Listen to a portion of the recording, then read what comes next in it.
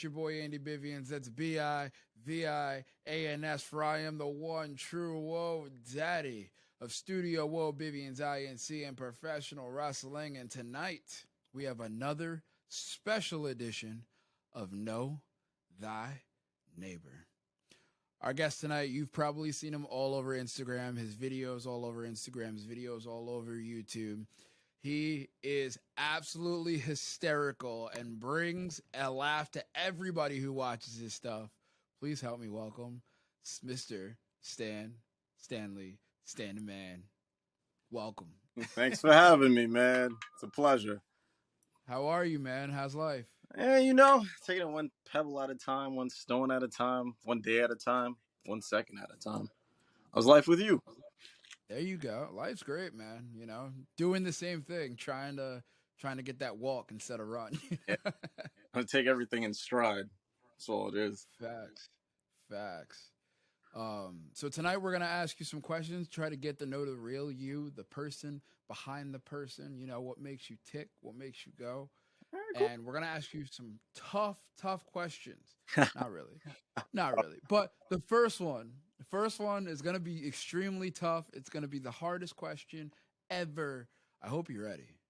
I'm ready. Are you ready? All right. Here we go. Question number 1. Are you happy? I could say I'm pretty content. Yeah, I could say I'm happy. Okay. Yeah. Okay. Is there anything special that's making you happy, or anything that like you're truly appreciating right now? Being able to pick which way my life is going, I guess, as opposed to just following the pattern society has laid out for me. It's more chasing a dream, chasing a passion, as opposed to staying in the confined constructs of the lines of society and just following the path somebody laid out for me type of. Yeah. That's what's up. I hear that. So then let's dive into your childhood. What is one of the most impactful memories that you have in your childhood? Damn. Does that include traumatic or happy? Yeah. I mean, each one, whichever one. What was the one that had the most impact on you? Let's see. I guess if we're gonna say not really traumatic, but what I remember in like flashbacks is how I got this scar right here. But the most I remember is me falling, being pushed by my brother, I think it was, and just barely missing my eye on some furniture. I don't know if you can see it there. Some old wrinkly furniture, wooden furniture. And then I just remember blacking out, then my head over a bathtub just leaking, and then in the emergency room like getting stitched up, like just those flashes. It's not really trauma, but it's like it's there, it's not like it affects me, but it's there. That's why. Were you guys playing or? Yeah, with our little Tonka trucks or whatnot. I don't know why my parents had that furniture though. That was not kid friendly at all. I'll tell you that much. I mean, if it busted you open and you started leaking like that, I don't think so. Yeah, now it's branding me for life. That's crazy. That's wild. So, I mean, that is kind of like a hard time. But what was the worst / most difficult, hardest moment in your childhood? Oh, that's a hard one. Hardest moment in my childhood. Might had to have been when I got in trouble to the extent where I couldn't play my GameCube for like, I think it was a year. Like video games were like my escape back then, and then just not to have my GameCube, or I think it was my Xbox too. That was torture. I would say that for me was the extent. What'd you do to get it taken if you don't? Let me see if I could. I think I got caught taking my progress note from the mailbox when it came. Like our progress notes got mailed to our houses, so I'd like leave school to intercept them. But I think I was not a junior, a freshman probably at the time, or a sophomore. So I'm not supposed to be out of school unless I'm a senior during school hours. So I think I got caught by my mom waiting for it. I think I was like hiding in the, like over the ledge or something. I don't know, but I think she caught me. And then, yeah, that was a, and then the comments that ensued on that progress note, which it's always too talkative or da. But they never look at the grades. It's always the progress notes, never the grades. But that's what led to that. Okay, okay. Yeah. What would you say your happiest moment during your childhood would be?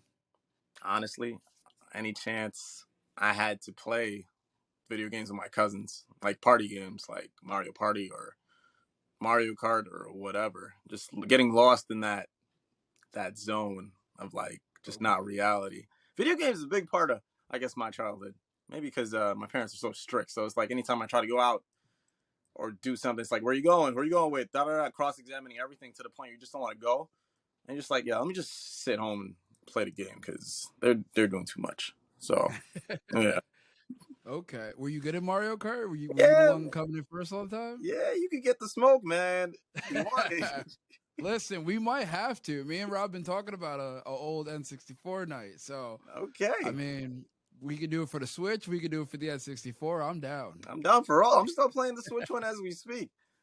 Oh yeah. Yeah, Who's your go-to character? my go-to character is King Boo, or right now I'm trying out Villager.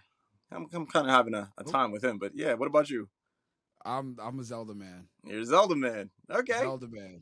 All the way, either him or Yoshi, one of the two. Ah, using the green Namekian. I got you. Absolutely.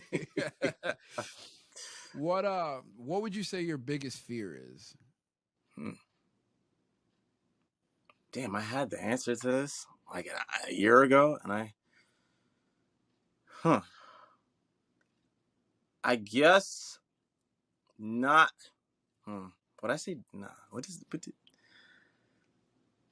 Maybe dying before I could figure out the answer to if I could actually pull this off type of scenario. I guess dying too soon. Not afraid of death, but dying before I could accomplish something I've been chasing for a while. So That's a really good one. yeah.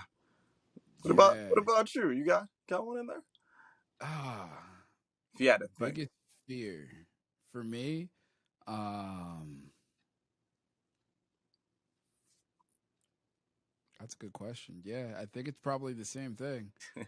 Cause like I feel like me and you are like one of the same. Like we have this dream and this goal that we have in our mind, and we want to chase it, and we want to see it through, and we don't want to stop before that. You know Before what it I mean? happens, yeah. Yeah, yeah. I would have to go with that too. Okay. That's a great answer.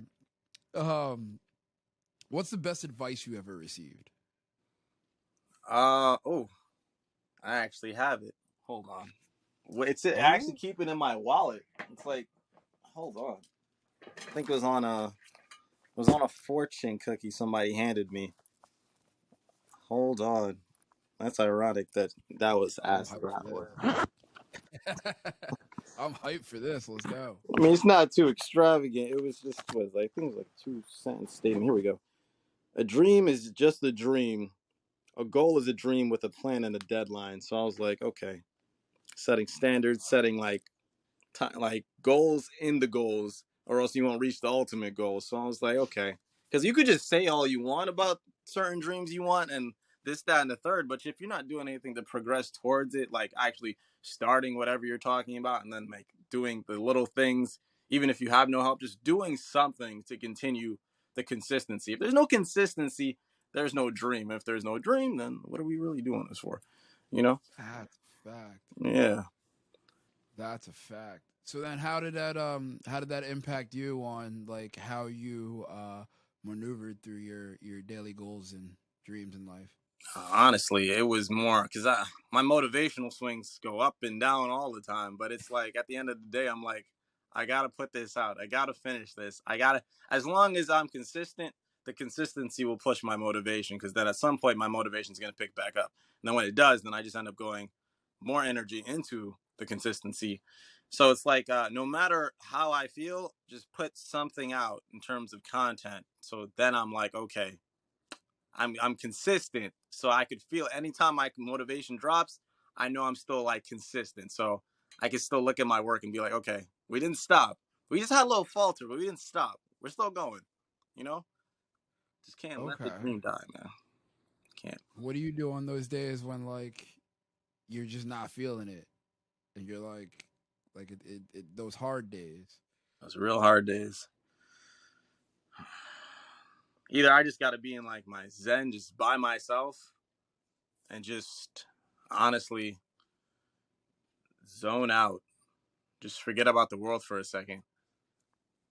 Like, huh, honestly, just clear my music is a big actually. I probably just listen to some of my favorite artists, get me back in the mood. Okay. Yeah, Okay. Do you have a go-to artist? that would be Drake, Drizzy Drake, Okay. Drake. Okay. Yeah, Okay. You draking and creating, I get you. Drake and create. You got. Is there a go-to song you got that like gets you back in that flow? It would probably be, huh? Hmm. I haven't been asked that question yet. If it's just for a mood, just to get me back in a good mood, it'd probably be Drake Controller. But if it's like Okay. a motivational thing, damn, that's a hard one. The discography is huge. That's a hard one. Ah,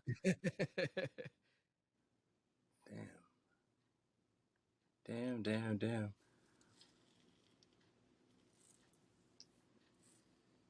damn. That's a hard one. That's a hard one. Okay. All right. Well, we'll swing back to that. Okay.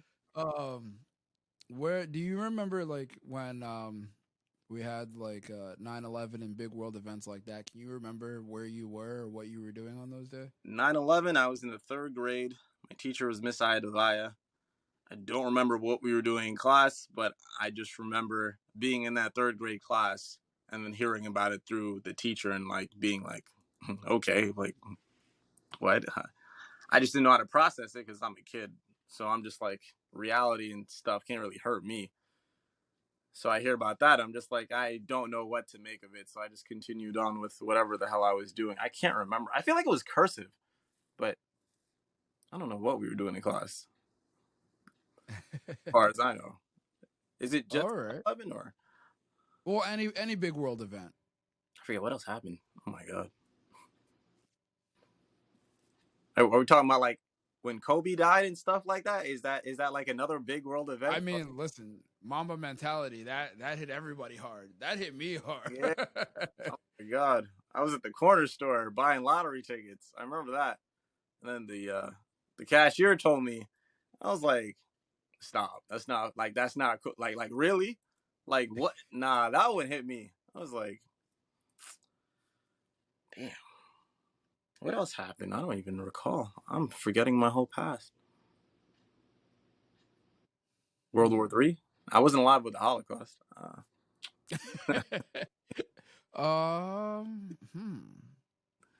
Right? Like what Now actually? you got me think. I'm sure there is one there, but um.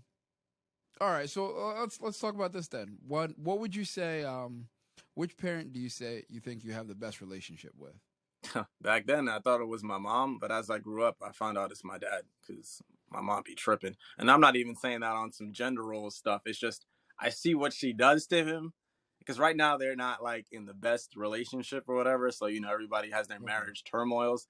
So it's like at this point where somebody's sleeping in one room, somebody's sleeping in the other room.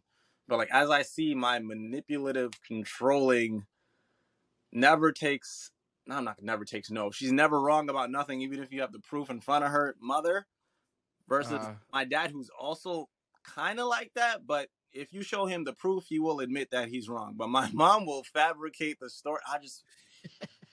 So back then I would run to my mom because my dad would be doing the disciplining, but now it's like I sympathize with my dad because my mom really be tripping. Like I just watch it for myself. Like I sit there and I see it. I'm like, wow, like Because my dad be tripping, but my mom just takes it too far. Like, way Yeah. too far.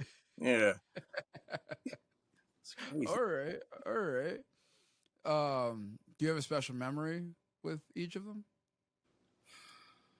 Separately or like, Either separately or together? God, my whole childhood was kind of strict, so that's kind of hard.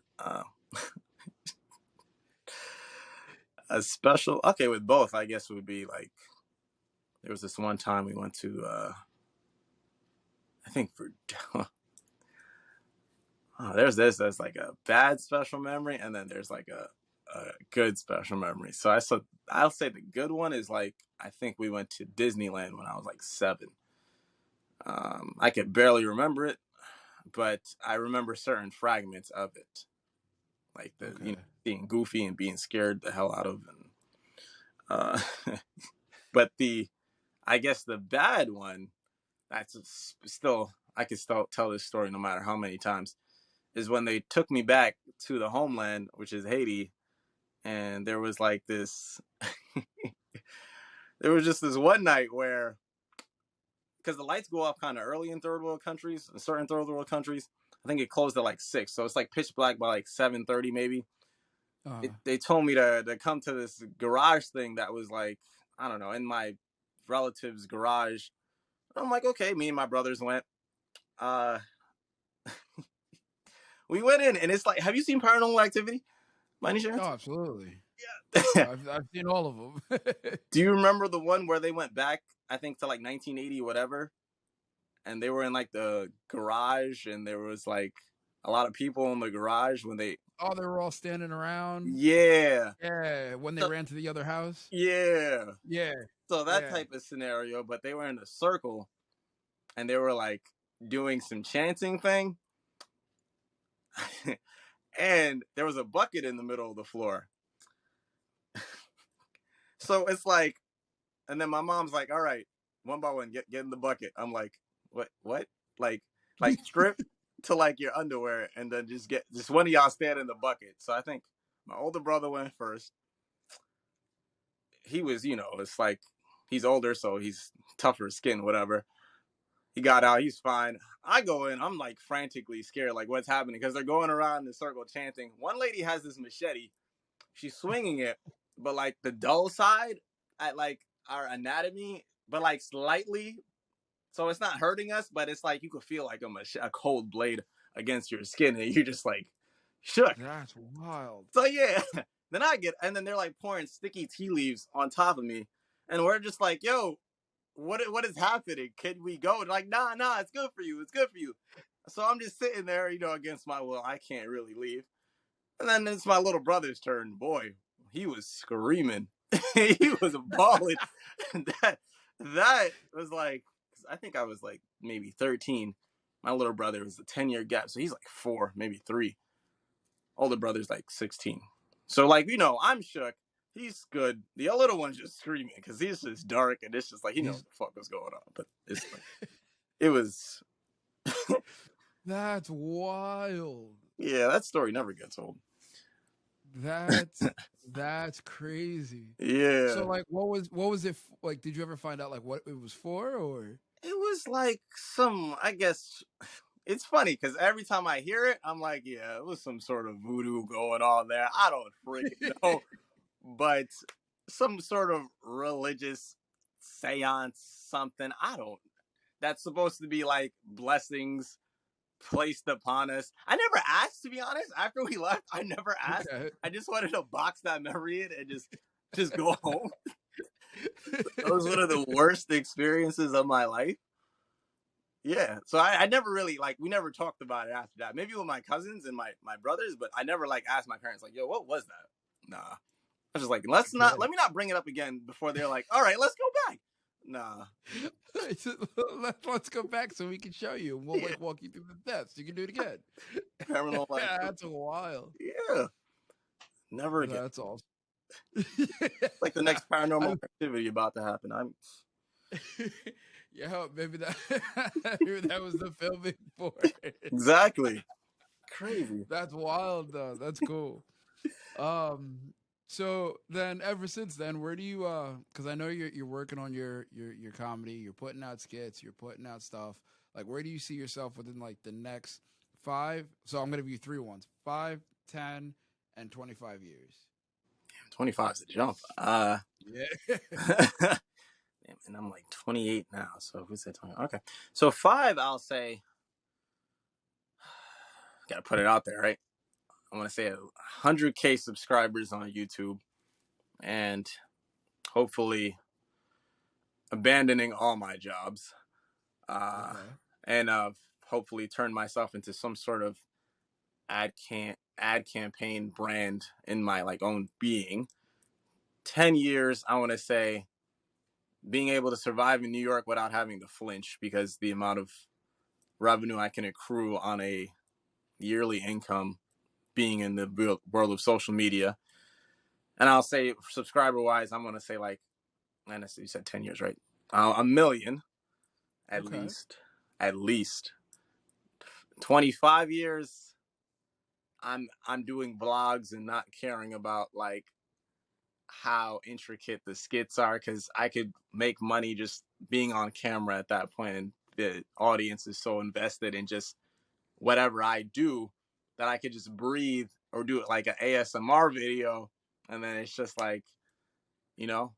So Just pops up. yeah, so in terms of success, that's what I project. Okay. All Yeah. right.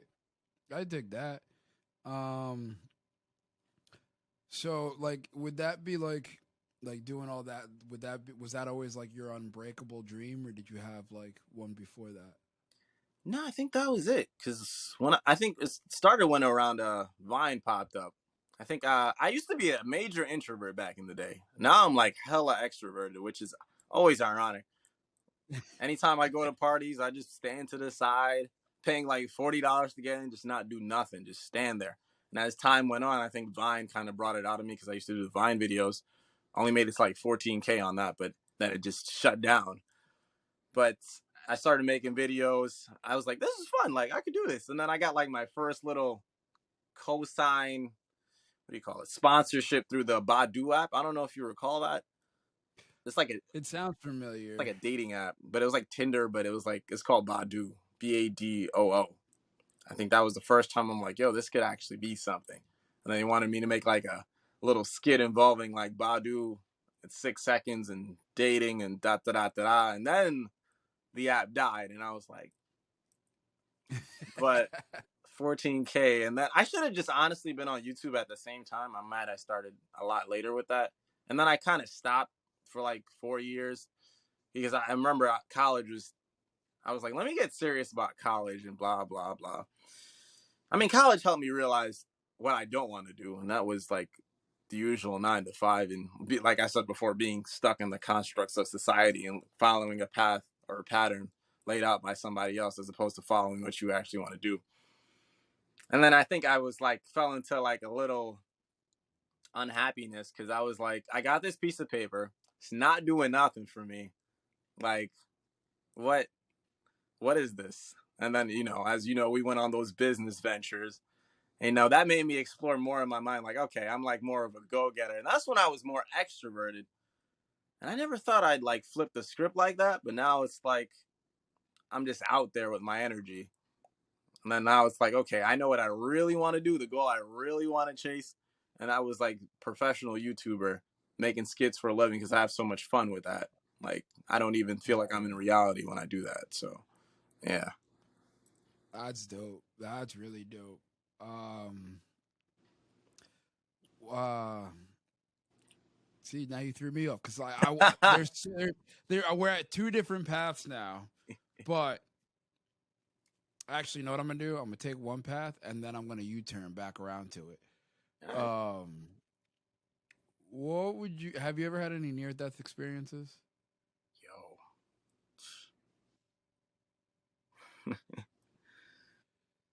Okay. I mean, I almost drowned once, but I feel like I got out so fast that it wasn't really I can't consider it an experience, because somebody got me out quick. Would you consider that? I don't know.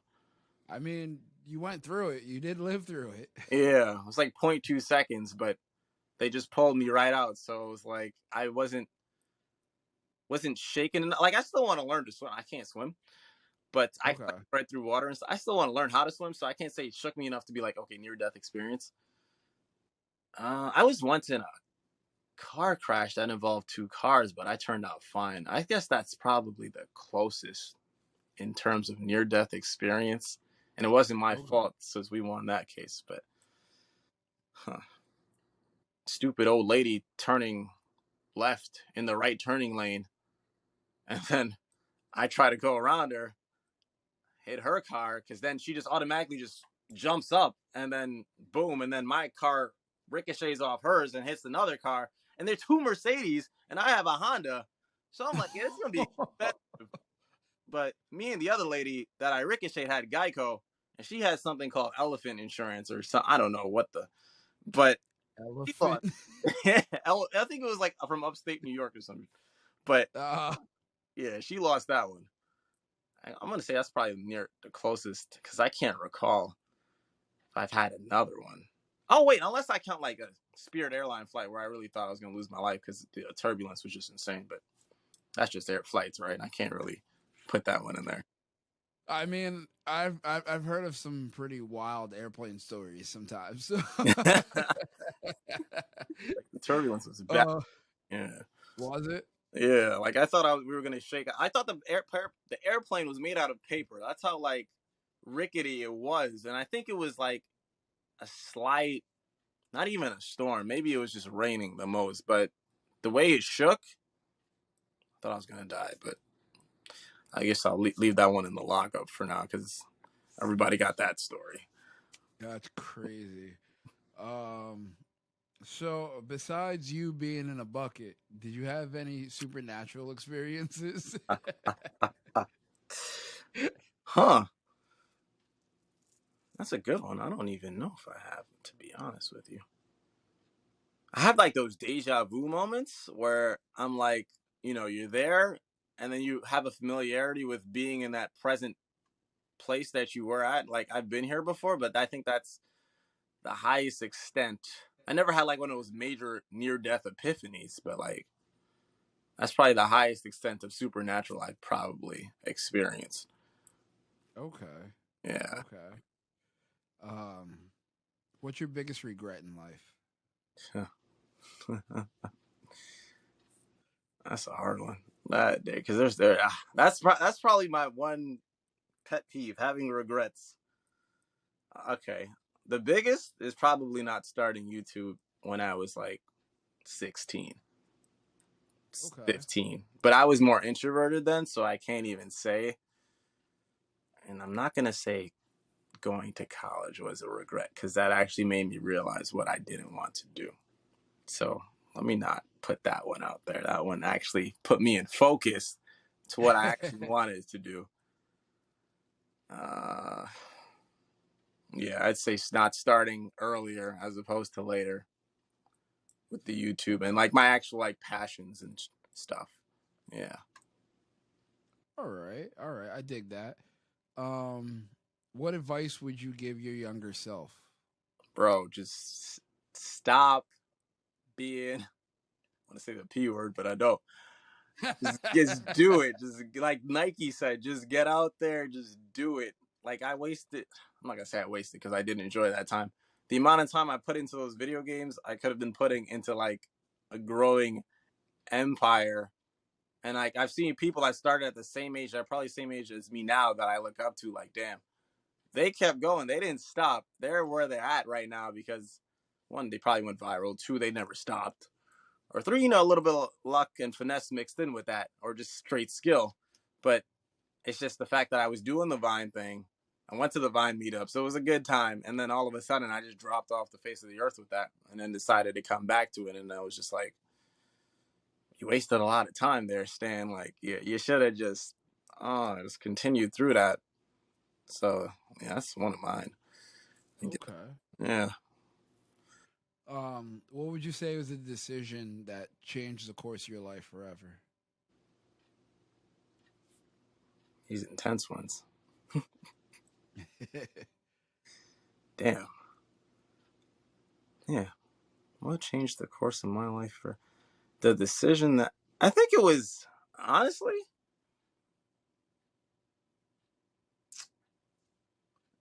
that decision that I made to actually put my face online and not care what was said about it. Because then the second I did that, there was so much like support behind it that I was like, okay, maybe I could do it again and then again Okay. and then again. Now I'm really at a point where I could throw on any costume or anything, and I honestly don't give a flying rat's about what anybody says, because it's like me, myself, and I at this point, and mentally, because it's like they could see it, they don't get the vision.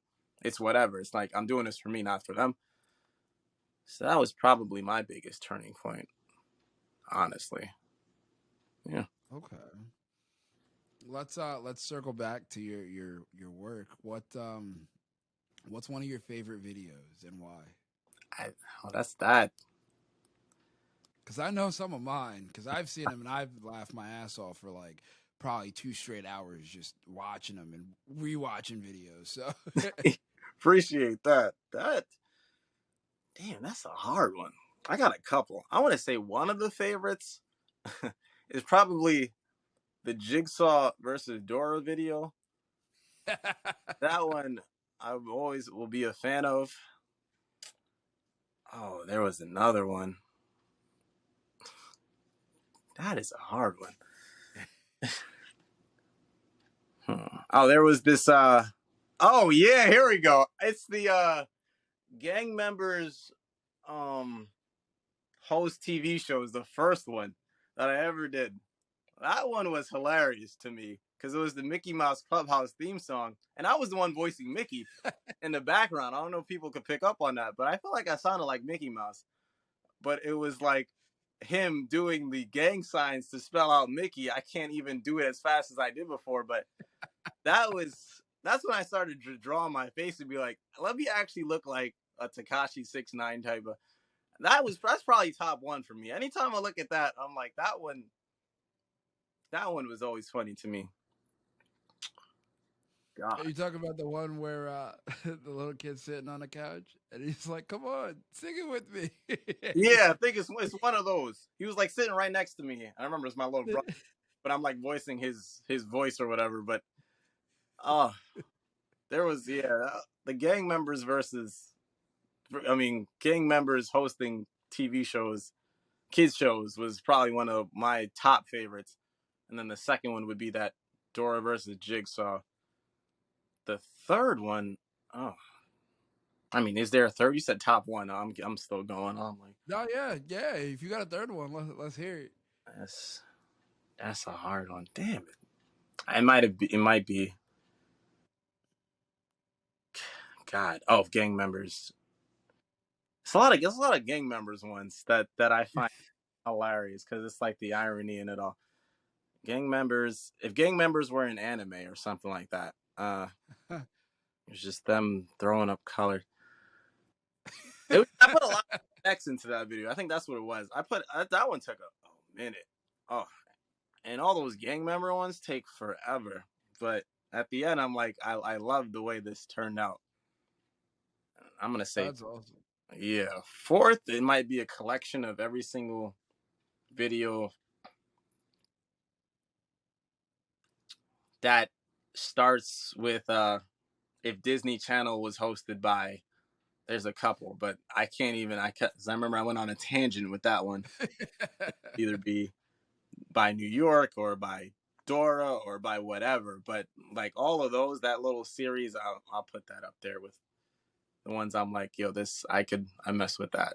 Like, as I never know how these things are going to turn out. I write it down, I film it, and half the time I picture it doesn't end up how it goes on the computer. But I'd be like, I like it the way it turned out here. Yeah, Okay. yeah, I've seen there's your Law and Order ones get me every time. yeah. Those are I forgot about Uh, those are some of the I'll say this one for Guap because he's not here, but when the baby's in the crib and he wakes up and he starts screaming, that one had me crying. does he have a child? He's got two. There it goes. I was He's like, got he two. must relate to that. So he was like, and he like after he was able to like suck back the tears that just came out of his face, he was like, "Yo, if that shit isn't spot on," that he he was fucking rolling. But the Yo. one that got me recently, which I think I've watched probably like 50 times, was the GTA. Like Oh, dude, the standing GTA there, pedestrian ones, yeah. yeah, he's just standing there, and I was like, "Yo, did he just hit him with like a Dragon Ball Z fucking That was Falcon the sound punch?" effect. That Yeah, exactly was the sound effect. I was crying. I was crying. You're extremely talented when it comes to that, and very what's the word I'm looking for? Creative. Where do you get like your creativity or your like influences to create these? Honestly, a lot of it just comes out of thin air. A lot of it's like if I see something and I'm like, how can I put a crazy twist on that? Like if I just randomly see a Dora ad or something, then I'm like, okay.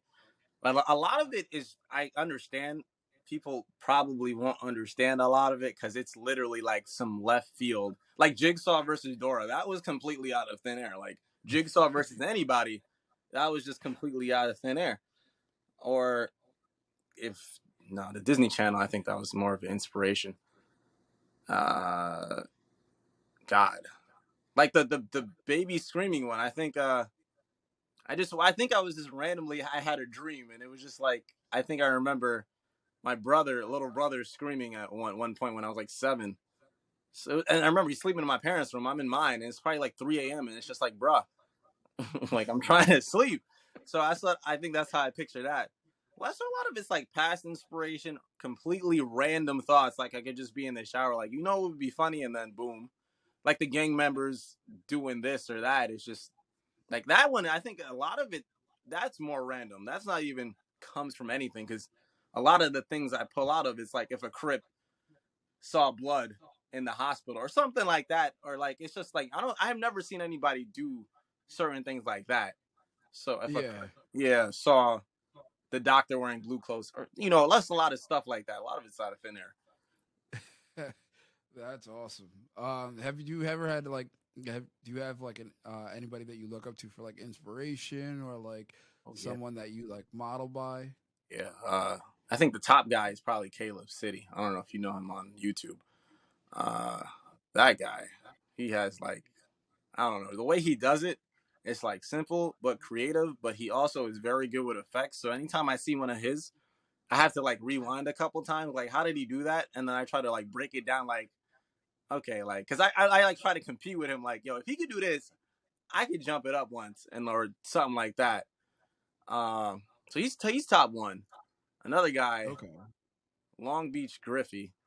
That guy, he's straight simple with it, but I guess it's what he says is what gets me because he's just creative with his words and how he gets across with his skits. But he's not one to use effects, but he just does the straight skits. So I admire the simplistic beauty of just him being able to do it and garnering that whole audience.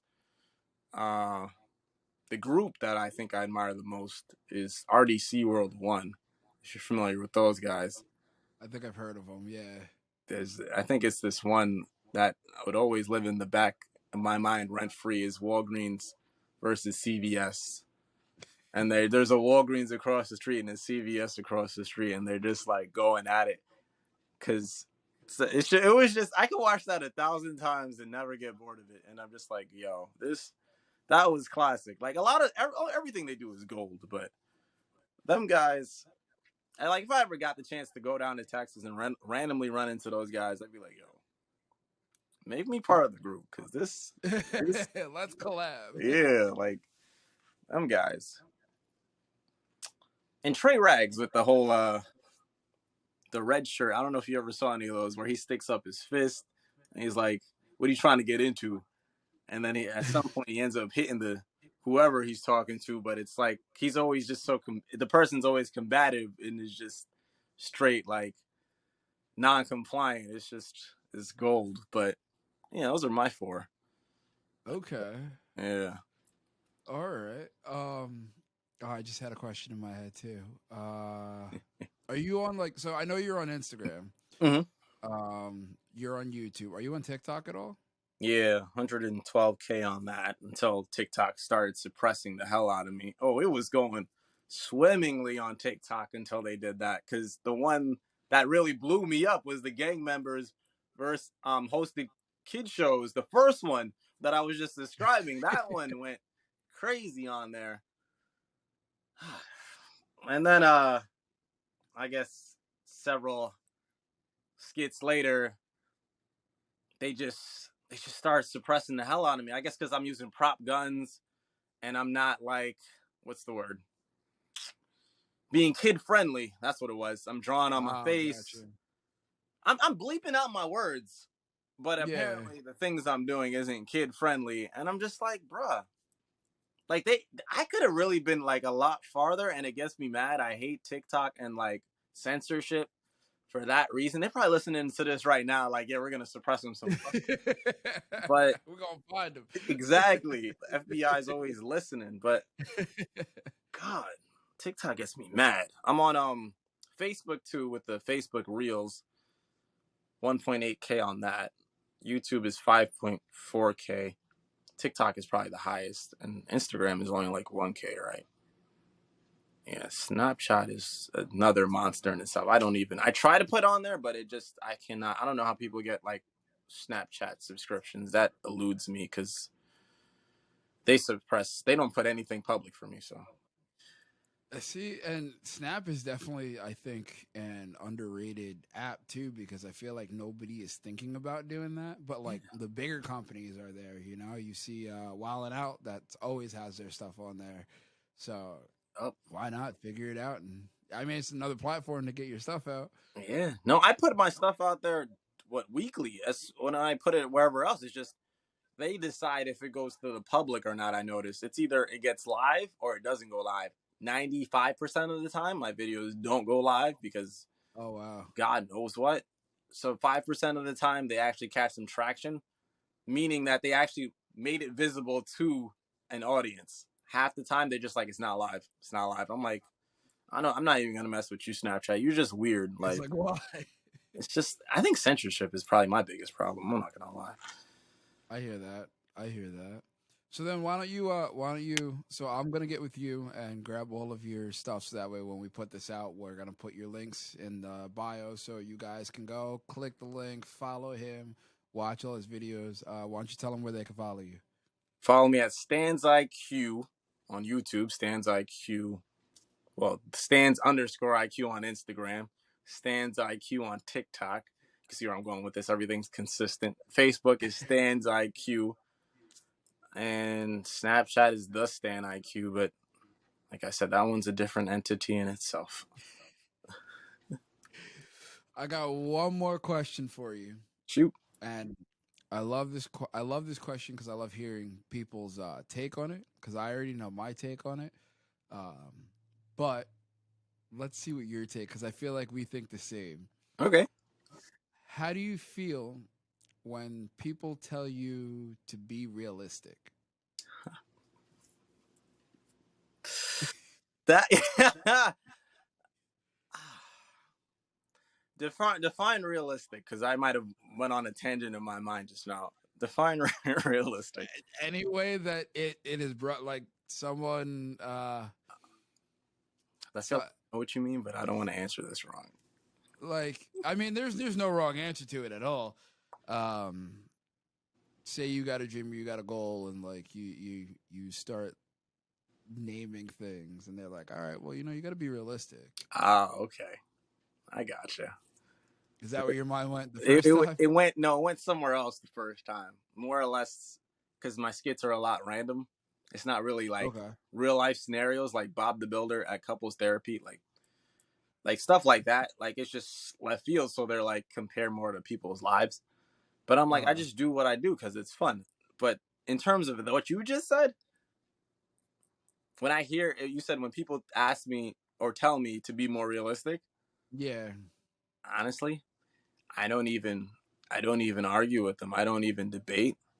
At that point, I think my brain just switches off, and now I'm just like Okay. nodding and like just like Yeah, like I'm not even tuned in anymore because, like, all right, you just shot down like my whole aspiration for life. I'm not listening to you anymore. Like, you told me your whole goal, and I didn't narc your idea. But then when I start talking and you say, let's be more realistic. You should go for the nursing thing and do this and that, and it makes good money and that. But I'm just my mind. I'm just like, yo, that's not like that's cool for you, but that's not me, and you don't understand that. And I just cut them off mentally at that point. Like they were still cool and all that. I just mentally I'm not listening anymore when you like give me advice because I know you can't. I don't know if you can't see it for yourself or you can't see it for me. Whatever the case is, I'm not listening anymore because I've had people do that and then start this YouTube thing with me, and then now they have not been on it for like 3 years and they just completely went a different direction. But they were the same people giving me advice, so I'm just like, now what? Like, it's like when I was trying to take advice from you, so it's like, yeah, I guess that's my standpoint on when people tell me to be realistic. I dig that. I completely 1000% agree. So I would love to thank you for coming on and being on here. I learned a ton of stuff that I didn't even know about you. And honestly, like you've been one of my motivations to keep doing what I'm doing and to keep striving for more. Because I see you putting out your videos, I see you doing what you love, I see you striving for your dream and your goal, and like that really is motivating to a lot of people. So thank you for that. Appreciate that. That's what's up. And I see you doing the wrestling thing too. I see you chasing your goals out there. I'm It's trying, inspiration for man. inspiration. Yeah. Absolutely. So thank you for joining us on another episode of Know Thy Neighbor. Um, if you guys can, please click like, share, rate, review, comment, and subscribe. It would mean the world to us. Please follow Stan on all of his social media. Follow his videos. And Like his Mr. videos. Bivens. Follow Mr. I haven't said that in a long time. Oh, it's been a minute. Well, for the Disaster Party Podcast, my name's Andy Bivians. This is Stan's IQ, or Stanley for short. and we are out. Bye. Bye.